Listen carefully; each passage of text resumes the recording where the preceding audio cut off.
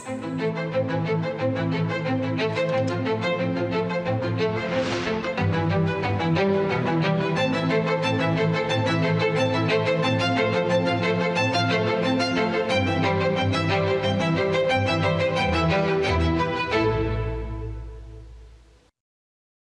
प्रिय देशवासी नमस्कार।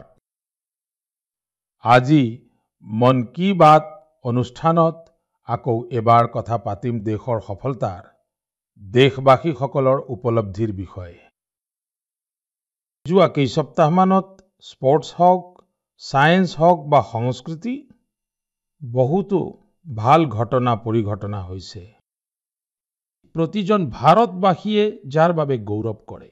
অলপতে শুভাংশু শুক্লাৰ মহাকাশৰ পৰা উভতি অহাটোক লৈ দেশত বহুত চৰ্চা হৈছিল। যেতিয়া শুভাংশুৱে পৃথিৱীত নিৰাপদে অৱতৰণ কৰিলে তেতিয়া মানুহবোৰে আনন্দত আত্মহাৰা হৈ উঠিল। প্ৰতিজনৰ হৃদয়ত আনন্দৰ ঢৌ বৈ গ'ল। সমগ্ৰ দেশ গৌৰৱান্বিত হৈ পৰিল। মোৰ মনত আছে যেতিয়া আগষ্ট 2023 চন্দ্ৰযান 3ৰ সফল অৱতৰণ হৈছিল তেতিয়া দেশত এক নতুন পৰিৱেশৰ সৃষ্টি হৈছিল। বিজ্ঞানক লৈ, মহাকাশক লৈ শিশুসকলৰ মাজত এক নতুন কৌতূহল জাগি উঠিল। এতিয়া সৰু সৰু ল'ৰা ছোৱালীবোৰে কয়, আমিও মহাকাশলৈ যাম, আমিও চন্দ্ৰত খোজ দিম, স্পেচ সায়েন্টিষ্ট হ'ম।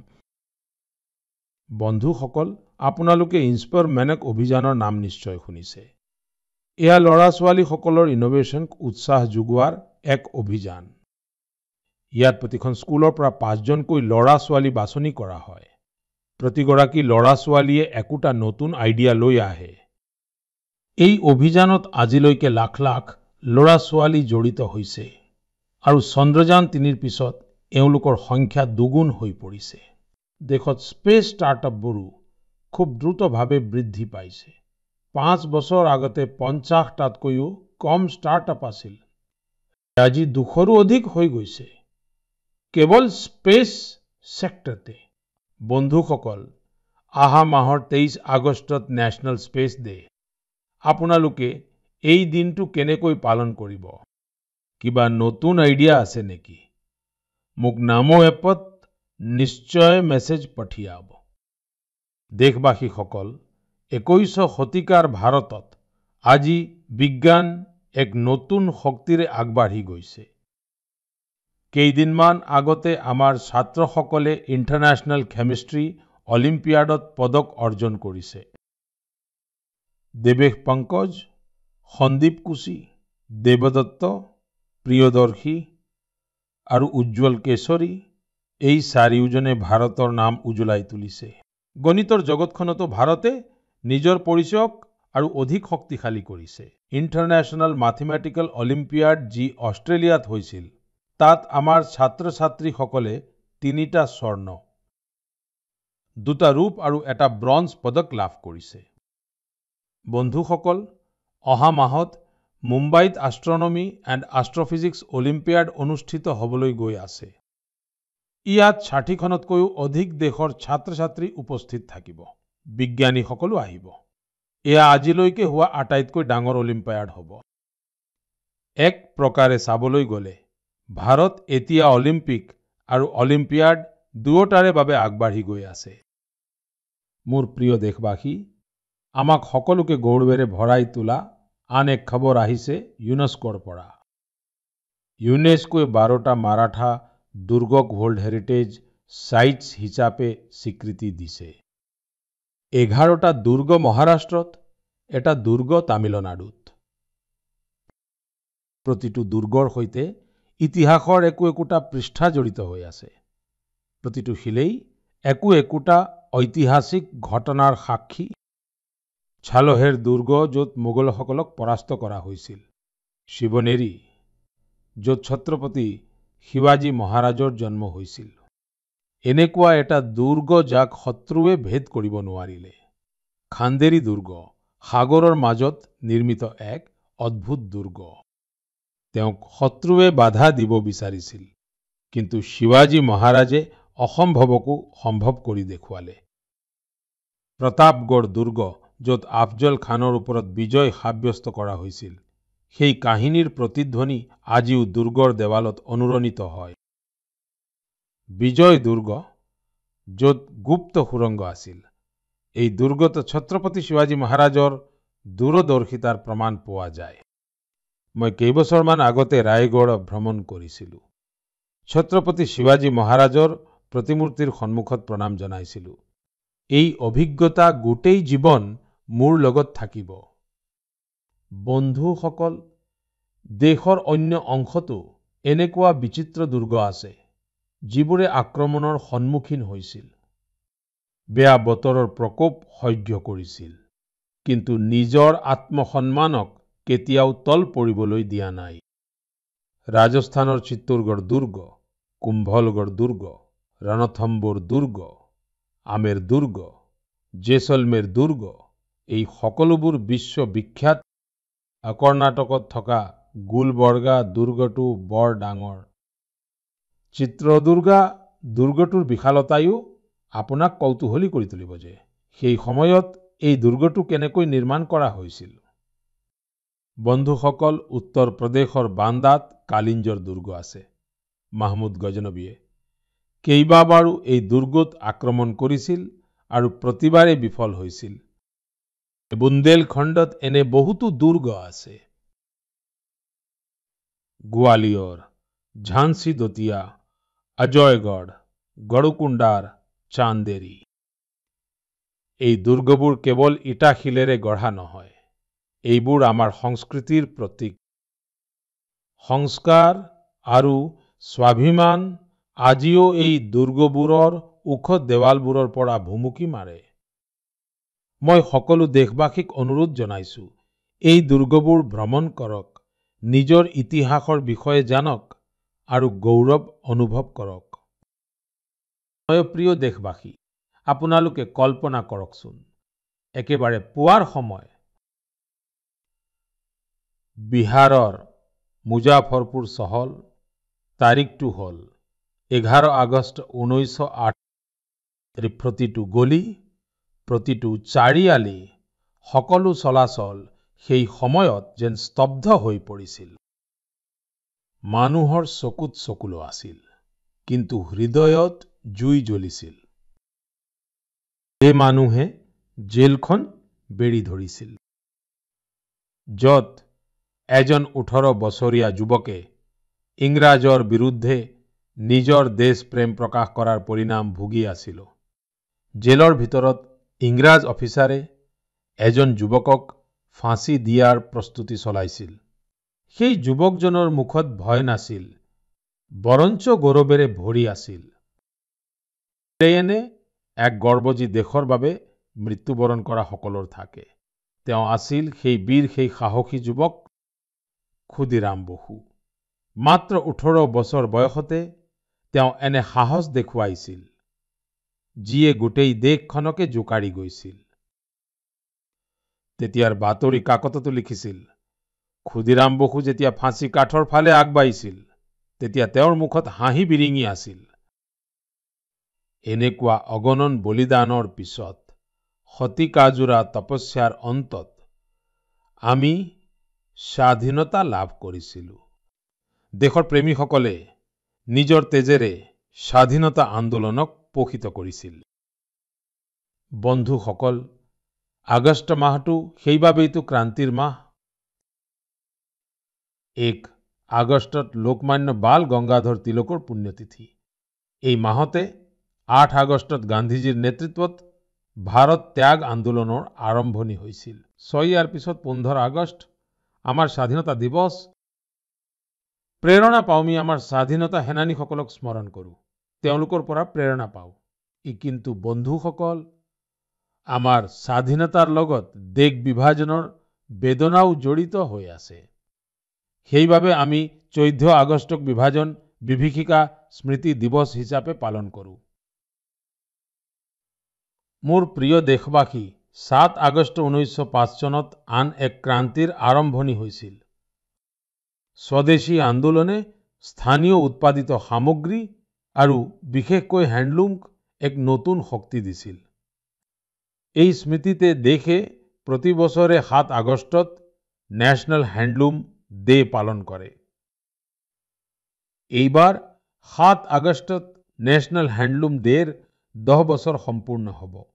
যেনেকৈ স্বাধীনতা সংগ্ৰামৰ সময়ত আমাৰ খাদীয়ে স্বাধীনতা আন্দোলনক নতুন শক্তি দিছিল, ঠিক তেনেকৈয়ে আজি যেতিয়া দেশে বিকশিত ভাৰত হোৱাৰ দিশে খোজ আগবঢ়াইছে, তেতিয়া টেক্সটাইল সেক্টৰ দেশৰ শক্তি হৈ পৰিছে। এই 10 বছৰত দেশৰ বিভিন্ন প্ৰান্তত এই সেক্টৰৰ সৈতে জড়িত লাখ লাখ লোকে সফলতাৰ বহুতো কাহিনী ৰচনা কৰিছে। মহাৰাষ্ট্ৰৰ পৈঠান গাঁৱৰ কবিতা ধাৱালে প্ৰথমে এটা সৰু কোঠাত কাম কৰিছিল। ঠাই আছিল না সুবিধা, তেওঁ চৰকাৰৰ পৰা সহায় পালে। এতিয়া তেওঁৰ প্ৰতিভাই উৰা মাৰিছে, তেওঁ 3 গুণ বেছিকৈ উপাৰ্জন কৰিছে। নিজে বোৱা পৈঠানী শাৰী বিক্ৰী কৰিছে। উৰিষ্যাৰ ময়ূৰভঞ্জতো সফলতাৰ একেই কাহিনী, যত 650 গৰাকীতকৈও অধিক আদিবাসী মহিলাই সাঁওতালি শাৰীক পুনৰ জীয়াই তুলিছে। এতিয়া এই মহিলাসকলে প্ৰতি মাহে হাজাৰ হাজাৰ টকা উপাৰ্জন কৰিছে। এওঁলোকে কেৱল কাপোৰেই বোৱা নাই, নিজৰ পৰিচয় গঢ়ি তুলিছে। বিহাৰৰ নালান্দাৰ নবীন কুমাৰৰ সফলতাও প্ৰেৰণাদায়ক। তেওঁৰ পৰিয়ালৰ কেইবাটাও প্ৰজন্ম এই কামৰ সৈতে জড়িত। কিন্তু আটাইতকৈ ভাল কথাটো হ'ল যে তেওঁলোকৰ পৰিয়ালটোৱে এতিয়া এই ক্ষেত্ৰখনৰ আধুনিকতাৰো সমাৱেশ ঘটাইছে। এতিয়া তেওঁলোকৰ ল'ৰা-ছোৱালীয়ে হ্যান্ডলুম টেকনলজিৰ পঢ়া শুনা কৰি আছে, ডাঙৰ ডাঙৰ ব্ৰাণ্ড কাম কৰি আছে। এই পৰিৱৰ্তন কেৱল এটা পৰিয়ালৰে নহয়, ই ওচৰ পাজৰৰ অনেক পৰিয়ালক আগুৱাই লৈ গৈছে। বন্ধুসকল, টেক্সটাইল ভাৰতৰ কেৱল এটা খণ্ড নহয়, এইটো আমাৰ সাংস্কৃতিক বৈচিত্ৰ্যৰ এক নিদৰ্শন। মানে আজি টেক্সটাইল আৰু আপেৰেল মাৰ্কেট খুব দ্ৰুতগতিত আগবাঢ়িছে, আৰু এই বিকাশৰ আটাইতকৈ ধুনীয়া কথাটো হ'ল যে গাঁৱৰ মহিলাসকল, চহৰৰ ডিজাইনাৰ, বয়োজ্যেষ্ঠ শিপিনীসকল আৰু ষ্টাৰ্টআপ আৰম্ভ কৰা আমাৰ যুৱ প্ৰজন্ম সকলোৱে মিলি ইয়াক আগুৱাই লৈ গৈছে। আজি ভাৰতত 3000তকৈও অধিক টেক্সটাইল ষ্টাৰ্টআপ সক্ৰিয় হৈ আছে। বহুতো ষ্টাৰ্টআপে ভাৰতৰ হ্যান্ডলুম পৰিচয়ক গ্লোবাল হাইট দিছে। বন্ধুসকল, 2047ৰ উন্নত ভাৰতত আত্মনিৰ্ভৰশীলতাৰ মাজেৰেহে যায়, আৰু আত্মনিৰ্ভৰ ভাৰতৰ আটাইতকৈ ডাঙৰ ভেটি হ'ল ভোকাল ফৰ লোকেল। যিবোৰ বস্তু ভাৰতত তৈয়াৰ হৈছে, যাক বনাওঁতে কোনো ভাৰতীয় লোকে পৰিশ্ৰম কৰিছে, সেইবোৰেই কিনক আৰু সেইবোৰেই বিক্ৰী কৰক। এইটো আমাৰ সংকল্প হোৱা উচিত। মোৰ প্ৰিয় দেশবাসী, ভাৰতৰ বৈচিত্ৰ্যৰ আটাইতকৈ ধুনীয়া আভাস আমাৰ লোকগীত আৰু পৰম্পৰাত পোৱা যায়, আৰু ইয়াৰে এটা অংশ হৈছে আমাৰ ভজন আৰু আমাৰ কীৰ্তন। কিন্তু আপুনি কেতিয়াবা শুনিছেনে যে কীৰ্তনৰ জৰিয়তে ফৰেষ্ট ফায়াৰ প্ৰতি মানুহক সচেতন কৰা হয়? হয়তো আপোনাৰ বিশ্বাস নহ'ব, কিন্তু ওড়িশাৰ কিয়ঞ্জৰ জিলাত এক বিচিত্ৰ কাম হৈ আছে। ইয়াত ৰাধাকৃষ্ণ সংকীৰ্তন মণ্ডলী নামৰ এটা দল আছে। ভক্তিৰ লগতে এই দলটোৱে আজি পৰিৱেশ সংৰক্ষণৰো মন্ত্ৰ জপ কৰি আছে। এই পদক্ষেপৰ প্ৰেৰণা হৈছে প্ৰমীলা প্ৰধান ডাঙৰীয়ানী। অৰণ্য আৰু পৰিৱেশ ৰক্ষাৰ বাবে তেওঁ পৰম্পৰাগত গীত নতুন কথা যোগ কৰিলে, নতুন বাৰ্তা যোগ কৰিলে। তেওঁ দলটোৱে গাঁৱে গাঁৱে গ'ল, গীতৰ মাধ্যমেৰে মানুহক বুজালে যে অৰণ্যত লগা জুইৰ ফলত কিমান লোকচান হয়। এই উদাহৰণে আমাক মনত পেলাই দিয়ে যে আমাৰ লোক পৰম্পৰাবোৰ কোনো অতীতৰ বস্তু নহয়। এইবোৰত আজিও সমাজক দিশ দেখুৱাৰ শক্তি আছে। মোৰ প্ৰিয় দেশবাসী, ভাৰতৰ সংস্কৃতিৰ এক বৃহৎ আধাৰ হৈছে আমাৰ উৎসৱ আৰু পৰম্পৰাসমূহ, কিন্তু আমাৰ সাংস্কৃতিক জীৱনৰ আন এটা দিশো আছে। এই দিশটো হৈছে নিজৰ বৰ্তমান আৰু নিজৰ ইতিহাসক নথিভুক্ত কৰি থকা আমাৰ প্ৰকৃত শক্তি জ্ঞান, যাক শতিকা জুৰি পাণ্ডুলিপি বা মানস্ক্ৰিপ্টছ ৰূপত সংৰক্ষণ কৰি ৰখা হৈছে। এই পাণ্ডুলিপিসমূহত বিজ্ঞান আছে, চিকিৎসাৰ পদ্ধতি আছে, সংগীত আছে, দৰ্শন আছে, আৰু আটাইতকৈ ডাঙৰ কথাটো হ'ল সেই চিন্তা যি মানৱতাৰ ভৱিষ্যতক উজ্জ্বল কৰি তুলিব পাৰে। বন্ধুসকল, এনে অসাধাৰণ জ্ঞানক, এই ঐতিহ্যক সংৰক্ষণ কৰাটো আমাৰ সকলোৰে দায়িত্ব। আমাৰ দেশত প্ৰতিটো যুগতে কিছুমান এনে লোক আছে যিসকলে ইয়াক নিজৰ সাধনা হিচাপে গ্ৰহণ কৰিছে। তেনে এজন প্ৰেৰণাদায়ক ব্যক্তিত্ব হ'ল মণি মাৰনজী, যি তামিলনাডুৰ তাঞ্জাভুৰৰ বাসিন্দা। ভাবিলে যে যদি আজিৰ প্ৰজন্মই তামিল পাণ্ডুলিপি পঢ়িবলৈ নিশিকে, তেন্তে অনাগত সময়ত এই অমূল্য ঐতিহ্য হেৰাই যাব। সেয়েহে তেওঁ সন্ধিয়া পাঠদান আৰম্ভ কৰিলে, য'ত ছাত্ৰ, কৰ্মৰত যুৱক, গৱেষক সকলোৱে ইয়ালৈ আহি শিকিবলৈ ধৰিলে। মণি মাৰনজীয়ে মানুহক শিকালে যে তামিল সুৱডিয়ল অৰ্থাৎ পাম লিফ ম্যানুস্ক্ৰিপ্টছ পঢ়াৰ আৰু বুজি পোৱাৰ পদ্ধতি কি হয়। আজি অনেক প্ৰচেষ্টাৰ ফলত বহু ছাত্ৰ এই বিদ্যাত পাৰ্গত হৈ উঠিছে। কিছুমান শিক্ষাৰ্থীয়েতো এই পাণ্ডুলিপিসমূহৰ আধাৰত ট্ৰেডিশ্যনেল মেডিচিন চিষ্টেমৰ বিষয়ে গৱেষণাও আৰম্ভ কৰি দিছে। নাহি বন্ধুসকল, ভাবি চাওকচোন, যদি এনে প্ৰচেষ্টা সমগ্ৰ দেশতে হয়, তেন্তে আমাৰ পুৰাতন জ্ঞান কেৱল দেৱালৰ মাজতে আবদ্ধ হৈ নাথাকিব। সেয়া নতুন প্ৰজন্মৰ চেতনাৰ অংশ হৈ পৰিব। এই চিন্তাৰ দ্বাৰা অনুপ্ৰাণিত হৈ ভাৰত চৰকাৰে এই বছৰৰ বাজেট এক ঐতিহাসিক পদক্ষেপৰ ঘোষণা কৰিছে, জ্ঞান ভাৰতম মিছন। এই মিছনৰ অধীনত প্ৰাচীন পাণ্ডুলিপিসমূহক ডিজিটাইজ কৰা হ'ব। তাৰ পিছত এখন নেশ্যনেল ডিজিটেল ৰিপজিটৰী বনোৱা হ'ব, য'ত সমগ্ৰ বিশ্বৰ শিক্ষাৰ্থী, গৱেষকসকলে ভাৰতৰ জ্ঞান পৰম্পৰাৰ সৈতে জড়িত হ'ব পাৰিব। মই আপোনালোক সকলোকে অনুৰোধ কৰিম, যদি আপুনি এনে কোনো প্ৰচেষ্টাৰ সৈতে জড়িত হৈ আছে বা জড়িত হ'ব বিচাৰে, তেন্তে মাইগভ বা সংস্কৃতি মন্ত্ৰালয়ৰ সৈতে নিশ্চয় যোগাযোগ কৰিব। কাৰণ এইবোৰ কেৱল পাণ্ডুলিপি নহয়, এইবোৰ ভাৰতৰ আত্মাৰ সেই অধ্যায় যিবোৰ আমি আমাৰ অনাগত প্ৰজন্মক শিকাব লাগিব। তেবে ଆପଣ କ'ଣ কহিবে? মোৰ প্ৰিয় দেশবাসী, যদি আপোনালোকক সোধা হয় যে আপোনালোকৰ চৌপাশে কিমান প্ৰকাৰৰ পক্ষী আছে বা ঘৰচিৰিকা আছে, তেন্তে আপোনালোকে কি ক'ব? হয়তো এইটোৱেই যে মই দেখোন সদায় ৫-৬ বিধমান পক্ষী বা চৰাই দেখিবলৈ পাওঁ। কিছুমান সুপৰিচিত, কিছুমান অজ্ঞাত। কিন্তু এইটো জনাটো বৰ আমোদজনক যে আমাৰ চৌপাশে কি কি প্ৰজাতিৰ পক্ষীয়ে বাস কৰে।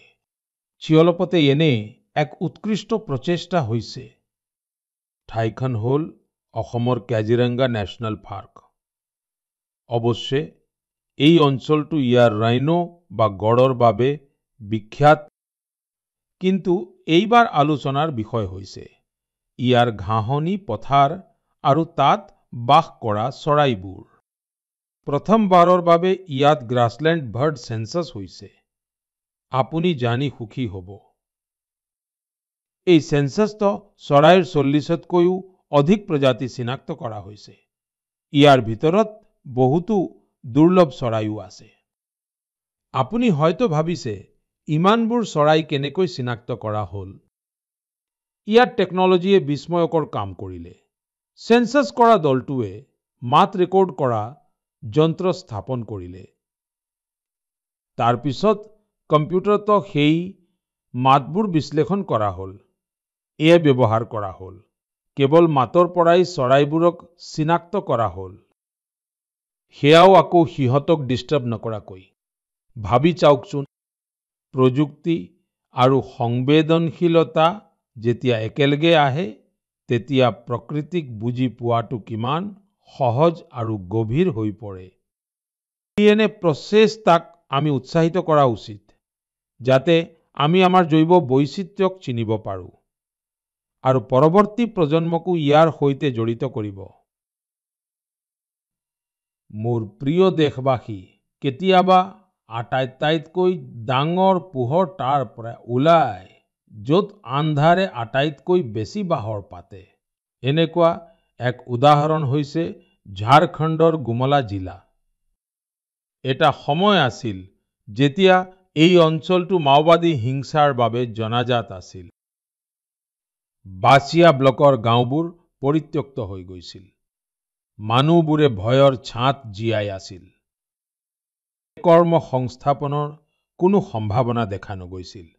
মাটিবোৰ খালী পৰি আছিল আৰু যুৱকসকলে প্ৰব্ৰজন কৰিছিল।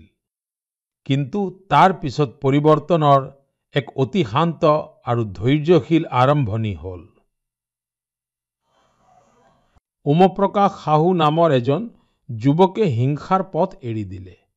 তেওঁ মীন পালন আৰম্ভ কৰিলে। তাৰ পিছত নিজৰ দৰে বহু সতীৰ্থকো ইয়াৰ বাবে প্ৰেৰণা যোগালে। তেওঁৰ এই প্ৰচেষ্টাৰ প্ৰভাৱো পৰিল। যিসকলে আগতে বন্দুক হাতত লৈছিল, এতিয়া মাছ ধৰা জাল হাতত লৈছে। বন্ধুসকল, ওমপ্ৰকাশ সাহু জীৰ আৰম্ভণি সহজ নাছিল। বিৰোধিতা হ'ল, ভাবুকি আহিল, কিন্তু মনোবল ভাঙি নপৰিল। যেতিয়া প্ৰধানমন্ত্ৰী মৎস্য সম্পদা যোজনা আহিল, তেতিয়া তেওঁ এক নতুন শক্তি পালে। চৰকাৰৰ পৰা প্ৰশিক্ষণ পালে, পুখুৰী খন্দাত সহায় পালে আৰু চাওঁতে চাওঁতে গুমলাত মৎস্য বিপ্লৱৰ সূত্ৰপাত হ'ল। আজি বাচিয়া ব্লকৰ 150তকৈও অধিক পৰিয়াল মীন পালনৰ লগত জড়িত হৈছে। বহুতো এনেকুৱা লোকো আছে যিসকল এটা সময়ত আছিল নক্সলবাদী সংগঠনত। এতিয়া তেওঁলোকে গাঁৱতে সন্মানেৰে জীৱন যাপন কৰি আছে আৰু আনকো কৰ্মসংস্থান দি আছে। অগুমলাৰ এই যাত্ৰাই আমাক শিকায়, যদি বাট শুদ্ধ হয় আৰু মনত বিশ্বাস থাকে, তেন্তে আটাইতকৈ কঠিন পৰিস্থিতিতো বিকাশৰ পোহৰ জ্বলি উঠিব পাৰে। মোৰ মৰমৰ দেশবাসী, আপোনালোকে জানেনে অলিম্পিক্সৰ পাছত আটাইতকৈ ডাঙৰ খেলৰ আয়োজন কোনটো হয়? ইয়াৰ উত্তৰটো হ'ল volt police and fire games. গোটেই বিশ্বৰ আৰক্ষী কৰ্মী, ফায়াৰ ফাইটাৰ্ছ, সিকিউৰিটিৰ লগত জড়িত লোকসকলৰ মাজত হোৱা ক্ৰীড়া প্ৰতিযোগিতা। এইবাৰ এই প্ৰতিযোগিতা আমেৰিকাত হৈছিল আৰু ইয়াত ভাৰতে ইতিহাস ৰচনা কৰিলে। ভাৰতে প্ৰায় 600 পদক অৰ্জন কৰিছে। 71খন দেশৰ মাজত আমি টপ 3 পালোগৈ। সেইসকল ইউনিফৰ্মধাৰীৰ পৰিশ্ৰম সফল হ'ল, যিসকলে দিনে নিশাই দেশৰ বাবে থিয় দি থাকে। আমাৰ এই সতীৰ্থসকলে এতিয়া খেলপথাৰতো গৌৰৱ কঢ়িয়াই আনিছে। মই সকলো খেলুৱৈ আৰু কোচিং টিমক অভিনন্দন জনাইছো। আপোনালোকে অৱশ্যে এইটো জানি ভাল পাব যে 2029ত এই গেমছ ভাৰতত অনুষ্ঠিত হ'ব। বিশ্বৰ বিভিন্ন প্ৰান্তৰ পৰা খেলুৱৈসকল আমাৰ দেশলৈ আহিব। আমি তেওঁলোকক ভাৰতৰ অতিথি পৰায়ণতা দেখুৱাম, আমাৰ ক্ৰীড়া সংস্কৃতিৰ সৈতে পৰিচয় কৰাই দিম। সতীৰ্থসকল, যোৱা কিছুদিনত মই বহু যুৱ ক্ৰীড়াবিদ আৰু তেওঁলোকৰ অভিভাৱকৰ পৰা বাৰ্তা লাভ কৰিছো। এই বাৰ্তাবোৰত খেলো ভাৰত নীতি 2025ৰ যথেষ্ট প্ৰশংসা কৰা হৈছে। এই নীতিৰ লক্ষ্য স্পষ্ট, ভাৰতক এক স্পৰ্টিং ছুপাৰ পাৱাৰ হিচাপে গঢ়ি তোলা। দুখীয়া আৰু জীয়ৰীসকলক এই নীতিত অগ্ৰাধিকাৰ দিয়া হয়। স্কুল আৰু কলেজে এতিয়া খেল-ধেমালিক দৈনন্দিন জীৱনৰ অংশ কৰি তুলিব। খেলৰ সৈতে জড়িত ষ্টাৰ্টআপছ, সেয়া স্পৰ্টছ মেনেজমেণ্ট এই হওক বা মেনুফেকচাৰিঙৰ সৈতে জড়িত হওক, তেওঁলোকক সকলো প্ৰকাৰে সহায় কৰা হ'ব। ভাবি চাওকচোন, যেতিয়া দেশৰ যুৱক যুৱতীসকলে নিজে নিৰ্মাণ ৰাকেট বেট আৰু বলৰে খেলিব, তেতিয়া আত্মনিৰ্ভৰতাৰ মিছনটোক কিমান ডাঙৰ শক্তি যোগাব। বন্ধুসকল, খেলে টিম স্পিৰিট গঢ়ি তোলে। এয়া ফিটনেছ, আত্মবিশ্বাস আৰু এখন শক্তিশালী ভাৰত নিৰ্মাণৰ পথ। সেয়েহে মন ভৰি খেলা আৰু মন খুলি হাঁহা। এহাবি হৈ পাৰিব কি? মোৰ প্ৰিয় দেশবাসী, কিছুমান মানুহৰ বাবে কেতিয়াবা কোনোবা এটা কাম অসম্ভৱ যেন লাগে। তেওঁলোকে এইটো হ'ব পাৰিবনে? কিন্তু যেতিয়া দেশে এক চিন্তাৰে একত্ৰিত হয়, তেতিয়া অসম্ভৱো সম্ভৱ হৈ পৰে। স্বচ্ছ ভাৰত মিছন ইয়াৰ আটাইতকৈ ডাঙৰ উদাহৰণ। অতি সোনকালেই এই মিছনটোৰ 11 বছৰ সম্পূৰ্ণ হ'ব। কিন্তু ইয়াৰ শক্তি আৰু প্ৰয়োজনীয়তা আজিও একেই আছে।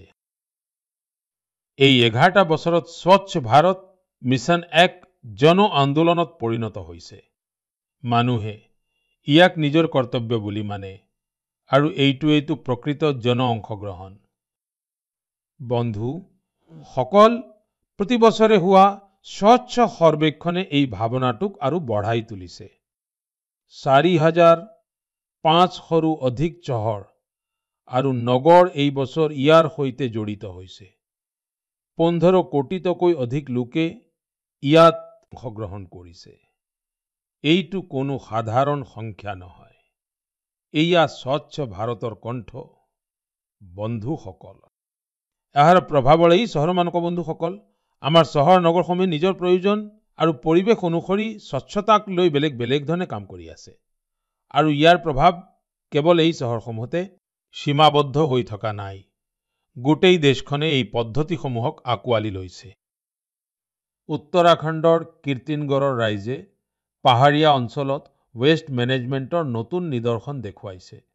ঠিক তেনেদৰেই বেংগালুৰুত প্ৰযুক্তিৰ সহায়ত অৰ্গেনিক ৱেষ্ট মেনেজমেণ্টৰ কাম চলি আছে। অৰুণাচলত এখন সৰু চহৰ আছে, ৰয়িং।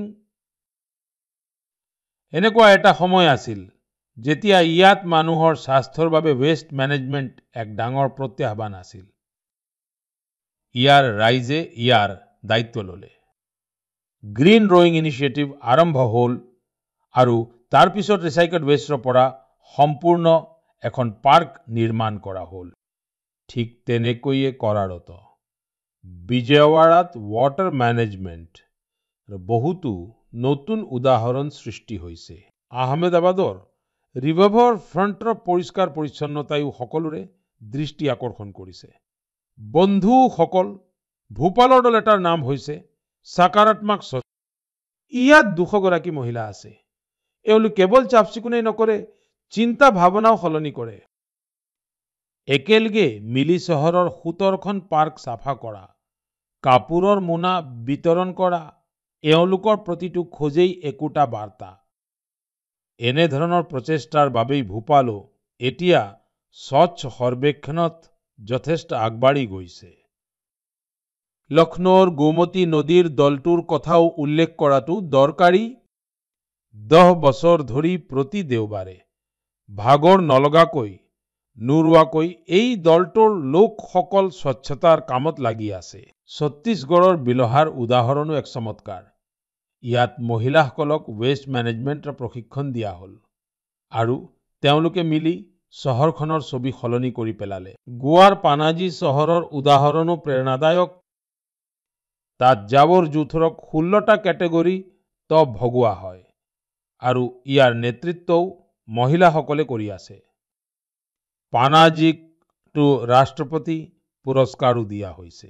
বন্ধুসকল, স্বচ্ছতা কেৱল এবাৰৰ এদিনৰ কাম নহয়।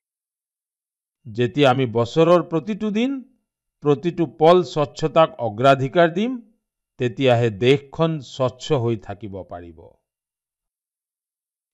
বন্ধুসকল, শাওনৰ বৰষুণৰ মাজত দেশ আকৌ এবাৰ উৎসৱৰ জেউতিৰে সজ্জিত হ'বলৈ ওলাইছে। আজি হৰিয়ালি তীজ, তাৰ পিছত নাগ পঞ্চমী আৰু ৰক্ষাবন্ধন, তাৰ পিছত জন্মাষ্টমী, আমাৰ মৰমৰ শ্ৰীকৃষ্ণৰ জন্মৰ উৎসৱ। এই সকলোবোৰ উৎসৱ আমাৰ ভাৱনাৰ সৈতে জড়িত। এইবোৰে আমাক প্ৰকৃতিৰ সৈতে সংযোগ আৰু সন্তুলনৰো বাৰ্তা দিয়ে। আপোনালোক সকলোকে এই পবিত্ৰ উৎসৱসমূহৰ বহুত বহুত শুভেচ্ছা জনালো। মোৰ প্ৰিয় বন্ধুসকল, নিজৰ বিচাৰ আৰু অভিজ্ঞতা শ্বেয়াৰ কৰি থাকিব। অহা মাহত আকৌ লগ পাম, দেশবাসীৰ কিছুমান নতুন উপলব্ধি আৰু প্ৰেৰণাৰ সৈতে। নিজৰ যত্ন ল'ব। বহুত বহুত ধন্যবাদ।